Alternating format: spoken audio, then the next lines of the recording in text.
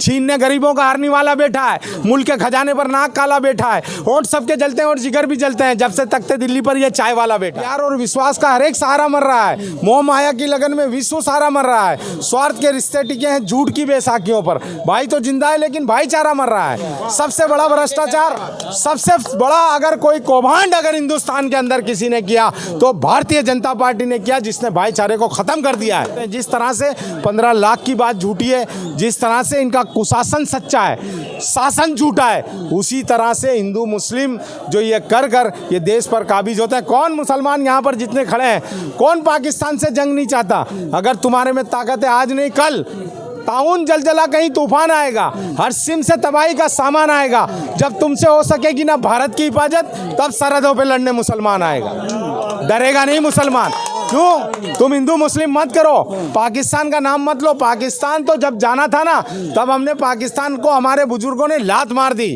हम यहाँ पर बाय चांस नहीं, बाय चॉइस रहते हैं। हमारी पसंद थी, हमारे आबा अजदाद को हमने जवाब दिया था कि ये वतन, हमारे आबा अजदाद ने कहा था सरहद के उस पार खड़े होकर, तो हमारे ही मजहब के मानने वाले वो जिना बुला रहा था, दावत दे रहा था, आओ मजहब की बुनियाद पर पाकिस्तान तुम्हारे लिए बनाया जा रहा है। लेकिन हमारे बुजुर्गों ने लात मार दी और ये कहा कि यहाँ पर ही रहे, पैदा हुए, यहीं जिएंगे, यहीं मरेंगे, हमारा जूता भी कराची नहीं जाने वाला, ये हमारे बुजुर्गों ने कहा था।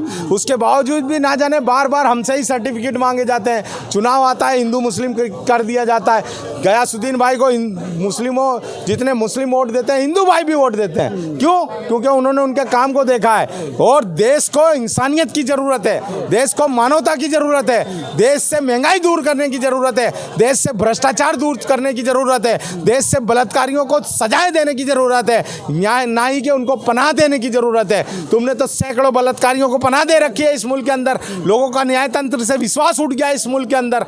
और आज देखो तो महंगाई आसमान छू रही है, भ्रष्टाचार आसमान छू रहा है। ये ब्रिज पे से गुजरना एक डर महसूस होता है कि मोदी जी ने बनाया, खाली मोरबी का ही ब्रिज नहीं गिरा है, दूसरे भी इनके शासन में जो ब्रिज बने उस पर जाने से लोग डरते हैं। इनकी कोई भी बात, ये एक भी बात इन्हें कभी सच नहीं हुई। मैं तो अपने हर जगह कहा करता हूँ कि सियासी बस्तियाँ जादू भरी मालूम होती है। यहाँ पे लूले लंगड़े लोग भी कारें चलाते हैं। वो दिल्ली के तख्त पर मोदी को देखा तो ख्याल आया, जिन्हें सर्कस में होना था वो सरकारें चलाते हैं। ये सर्कस ही तो है, और क्या है? हिंदुस्तान को एक सर्कस का खेल बना दिया आपने। यहाँ कौन कह रहा है हिंदू मुसलमान करो? कौन कह रहा है आपस में लड़ाई पैदा कराओ? कौन कह रहा है इंतजार पैदा करो? तुमने हर चुनाव के अंदर नए नए मुद्दे, जो मुद्दे इलेक्शन लड़ने के होते हैं, जो मुद्दे चुनावी मुद्दे होते हैं, वो मुद्दों से तो हमेशा दूर कर दिया जाता है और लाकर कहीं ना कहीं आफ्ताब का नाम लिया जाता है। अरे आफ्ताब को जो गुनहगार हैं इस मुल्क के अंदर, उनको फांसी के फंदे पर चढ़ा दो, मगर जो गुनाह करे, मैं ये कह रहा हूँ धर्म जाति के आधार पर नहीं, गुनहगार होता है। लेकिन तुम गुनहगारों को आश्रम से ले आते हो। आश्रम वाला गुनहगार नहीं होता, उनको तो तुम्हारे चुनाव में लिया है। और राम रहीम को, आसाराम कौन थे? आसाराम ने गुनाह किया था। मोदी जी कहते हैं कि विकास तो हमने गुजरात में बहुत किया, इसके अलावा सबका साथ मिल रहा है हमको। अहमदाबाद के प्यारे प्यारे लोग हमारे साथ रहते हैं। आप कह रहे हैं बीजेपी हिंदू मुस्लिम करती है।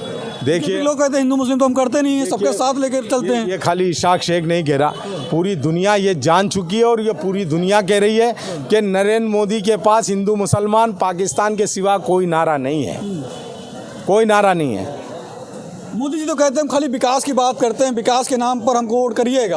अगर आपको लगता है कि विकास हो रहा तभी वोट करिएगा, अगर आपको लगता है कि विकास नहीं हो रहा तो हमको सत्ता से बाहर कर दीजिए। मोदी जी ने अगर विकास किया होता तो एक पीएम होने के बावजूद भी रात दिन नींद नहीं आ रही है, दौड़ दौड़ के गुजरात क्यों आते, गली गली वोट मांगने घूमते क्यों?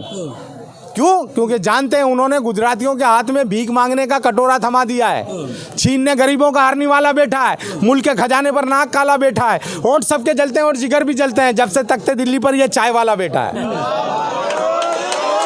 तुम गोली मारो, सालों को कुछ भी बोलो, तुम्हारे जो भी पार्टी के जो भी लीडर हैं उन्हें बेफाम छोड़ दिया जाए कुछ भी बोलने के लिए। आजम खान जैसा आदमी, वो कांग्रेस का है या नहीं है वो अलग बात है, लेकिन वो यूनिवर्सिटी बनाता है, बच्चों के पढ़ने के लिए बनाता है, वो गुनाह हो जाता है इस मुल्क के अंदर। इस मुल्क में अगर हम इंस्टीट्यूटें चलाते हैं, कोरोना के अंदर हम हमारा हॉस्पिटल इस गुजरात के लोगों को देते हैं, क्योंकि हमारा काम ही लोगों की जान बचाना है, तो तुम दरों के अंदर घुस जाते हो। जो समाज अर्थियाँ नहीं उठा रहा था ना, तब हिंदू मुसलमान करना था ना। ये मुसलमानों के बच्चों ने उनकी अर्थियां जलाई है, उनको कफन पहनाया है। जब ये घरों से नहीं निकल रहे थे ना, तब वेंटिलेटर के लिए दौड़ते थे, गैस के सिलेंडर अपने कंधों पर लगकर घूमी है ये कौम। तब हिंदू मुसलमान याद नहीं आया तुमको, है? तब हिंदू मुसलमान याद आना चाहिए ना। यहाँ हिंदू मुसलमान जैसा कुछ है नहीं। ये शासन अंग्रेजों के दौर के अंदर हुकुमचंद जैन को अंग्रेजों ने जिंदा कब्र में गाड़ दिया था, ये इतिहास है। और मुनीर बेग को जिंदा चिता पर लिटा दिया था, काहे के लिए? हिंदू मुसलमान हो जाए। तो ये काले अंग्रेज लोग हैं, वो गोरे थे, तो सीखेंगे तो वही जो इनके बाप दादाओं ने इन्हें सिखाया है, क्योंकि माफिया मांगी है इन्होंने। इनके घोड़ों के, अंग्रेजों के घोड़ों की मालिश की है इन लोगों ने। हमने मालिश नहीं की, हम टैंकों के नीचे लेट कर भी जान देने वाले लोग थे। वो पाकिस्तान की टैंकें थी, मरने वाला अब्दुल हमीद था। आपको लगता है कि सियासत में इस समय चुनाव जब आता है तो सियासत जो यहाँ की चल रही है अभी हिंदू मुस्लिम पे जो चल रही है, वो एक ही पार्टी करती है अपने यहाँ, दूसरी पार्टियाँ नहीं करती? नहीं करती, 100% नहीं करती। वैसे साहब वहीं पे चुनाव लड़ते हैं जहाँ पर टिकट नहीं थे, एक सेकंड, वहीं पे चुनाव लड़ते हैं जहाँ पर मुस्लिम ज़्यादा होते हैं, बाकी जगह चुनाव लड़ने नहीं आते हैं। देखिए, मैं अवैसी जी से ही सवाल करता हूँ कि जब 2004 में 2014 तक कांग्रेस का शासन था, तब तुम्हें कांग्रेस क्यों अच्छी लगती थी? तब तो तुम कांग्रेस के साथ थे, अहमद पटेल का दामन पकड़ते थे, सोनिया गांधी का पल्लू पकड़ते थे, तब कांग्रेस अच्छी थी। और जब सत्ता चली गई, जब इन नफरत फैलाने वालों की सत्ता आ गई, तो नफरत फैलाने वालों को पिछली बारी से मदद करने का जिम्मा तुम्हारी कांधे पर ले लिया। CR पाटिल तुम्हारा दोस्त हो गया। तुम कसीदे यहाँ पर गुजरात में 27 साल से बीजेपी का शासन है, तो गाली बीजेपी को दीजिए, सवाल बीजेपी से करिए। कांग्रेस का शासन नहीं है गुजरात के अंदर। कांग्रेस से सवाल करोगे तो कांग्रेस की जवाब देने की जिम्मेदारी नहीं है, जिम्मेदारी तो बीजेपी की है, क्योंकि शासन बीजेपी का है। अवैसी जी उनसे सवाल नहीं करते।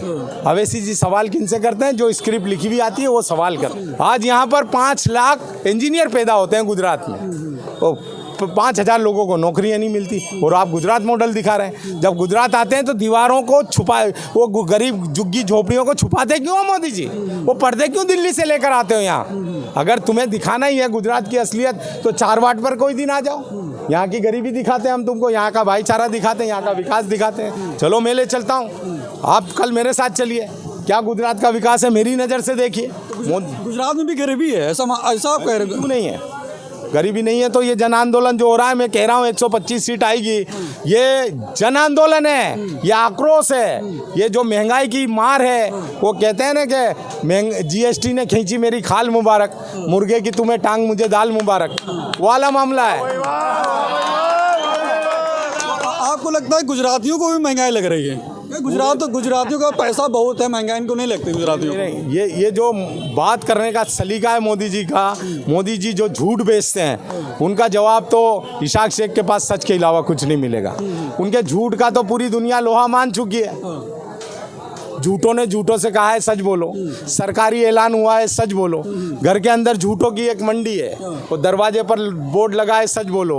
और अब ये देखना रिजल्ट आएगा कि डूबने वालों गंगा जी तो अपनी थी, नाव में किसने छेद किया है सच बोलो। चंद मुट्ठी भर लोगों का भला हुआ, सही बात है। इन्होंने लोकतंत्र को धनतंत्र बना दिया, भीड़ तंत्र बना दिया, गुंडा तंत्र बना दिया, डंडा तंत्र बना दिया। और तमाम EVM के अलावा भी जितने भी तंत्र मंत्र जंत्र हैं, सब इनके जेब के अंदर हैं। आज ED का भरपूर इस्तेमाल करते हैं, ये CBI का भरपूर इस्तेमाल करते हैं, ये न्याय तंत्र को जेब में रख रखा है इन्होंने। देख लिया आपने बिल्किस बानो वाला मामला, पूरा देश चिल्ला रहा है, हर धर्म हर जाति का शख्स चिल्ला रहा है बिल्किस बानो पे। मैं बिल्किस बानो भी एक भारतीय की बेटी है, भारत में पैदा हुई, गुजरात में पैदा हुई। उसके दर्द के अंदर आज जो न्याय तंत्र ने न्याय दिया था, उससे हटकर चुनाव आया, उस मुद्दे को धार्मिक मुद्दा बना दिया गया, उस मुद्दे को हिंदू मुस्लिम का मुद्दा बना दिया गया। हिंदू मुस्लिम का मुद्दा करने से ही अगर देश की तरक्की होती है, तो मैं कहता हूं कि मोदी जी को ये करना चाहिए। लेकिन क्या ऐसा हो रहा है? ऐसा बिल्कुल भी नहीं हो रहा है। मोदी जी तो कहते हैं कि सबका साथ, सबका सम्मान, सबका विकास। आप कह रहे हैं कि हिंदू मुस्लिम करती है बीजेपी? बिल्कुल 1000% करती है, क्यों नहीं करती? आज ही उनके युवा मोर्चा के दिल्ली में आप सुन लीजिए उसकी बाइट, वो कह रहा है कि चुनाव तन मन धन से और जरूरत पड़ी तो गन से जीता जाएगा, उसके ऊपर कोई एक्शन नहीं होता। ये लफ्ज अगर इस इसाक से इस्तेमाल कर लेगा तो अभी मैं घर नहीं पहुंचूंगा, जेल में पहुंच जाऊंगा।